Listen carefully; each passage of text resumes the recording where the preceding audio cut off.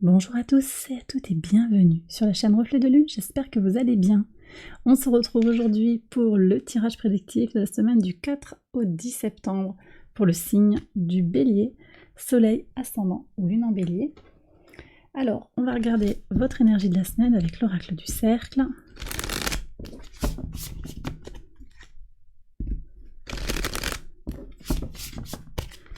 On y va.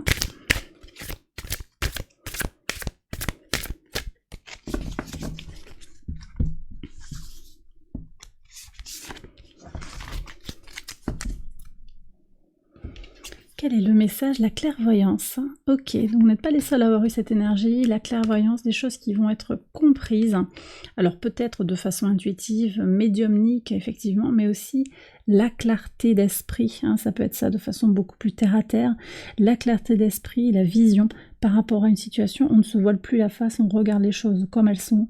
Il y a effectivement des rétrogradations qui sont très bénéfiques pour intégrer, comprendre ce qui s'est passé, comment on a évolué par rapport à une situation, comment une situation a évolué. Jupiter rétrograde à partir du 4 et également Mercure rétrograde toute la semaine, conjoint au Soleil d'ailleurs, on en reparlera point par point sur le tirage prédictif. Un temps de recul pour réanalyser, pour comprendre là où les choses ont bloqué peut-être par rapport à notre désir de grandir, d'agrandir quelque chose, d'évoluer positivement. Alors je vais passer au tirage prédictif, on va voir comment il résonne avec ces premiers messages, j'accélère la vidéo et je vous retrouve après.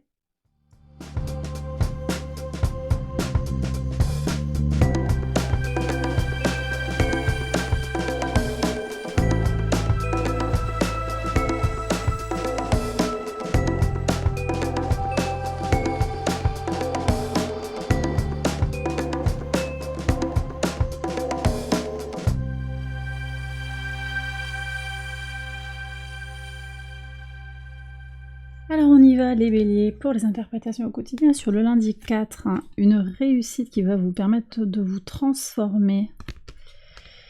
Bon, réussite sur la transformation. Alors c'est possible que ce soit en lien avec vos ressentis, votre clarté d'esprit, tout à fait possible.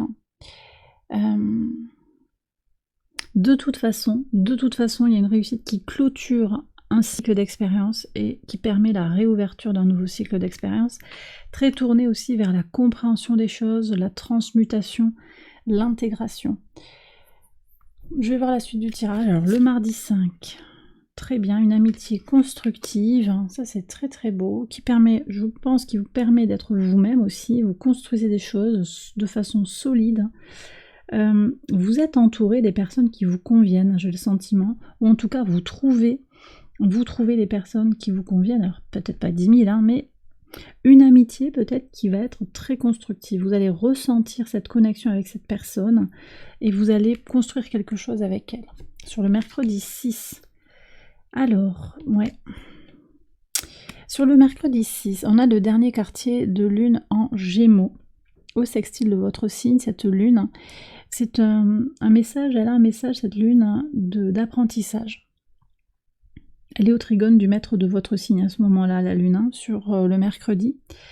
Elle vient mettre en tension votre courage, votre énergie, votre envie d'avancer, en particulier avec un Mars en balance sur le relationnel, sur le rapport aux autres. Mais Mars en balance n'est pas très à l'aise, c'est une énergie, la planète y est en exil, elle a du mal à s'y exprimer, et elle peut du coup générer des tensions. Alors on voit que dans le relationnel, là, vous avez quand même de belles choses très très positives, mais on voit aussi que on est un petit peu à la croisée des chemins et que quelque chose est à libérer, un espoir peut-être d'harmonie, un espoir de bien-être d'une certaine manière avec une personne, peut-être un natif de la balance, c'est possible, du signe de la balance. En tout cas, quelque chose est à lâcher pour pouvoir évoluer. On va voir ce qu'il y a sur le jeudi 7 en pivot de votre semaine. Ouais.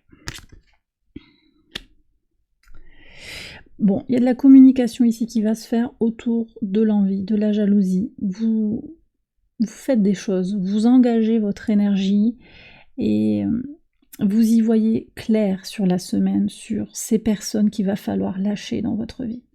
Cette réussite va susciter beaucoup d'envie, une envie malsaine, donc de la jalousie. Peut-être que vous aurez à communiquer sur ça, mais c'est aussi une impulsion, cette clarté d'esprit sur ces énergies tierces qui ne sont pas positives à votre égard. Ça va être aussi l'impulsion pour faire bouger les choses, pour faire avancer, communiquer clairement. Ça vous met comme un coup de pied aux fesses positif en fait. C'est l'impulsion, le carburant dont vous avez besoin pour continuer d'avancer. Et pour avancer de plus belle même, je dirais. Sur le vendredi 8. Alors ici on a l'argent avec le cavalier de coupe.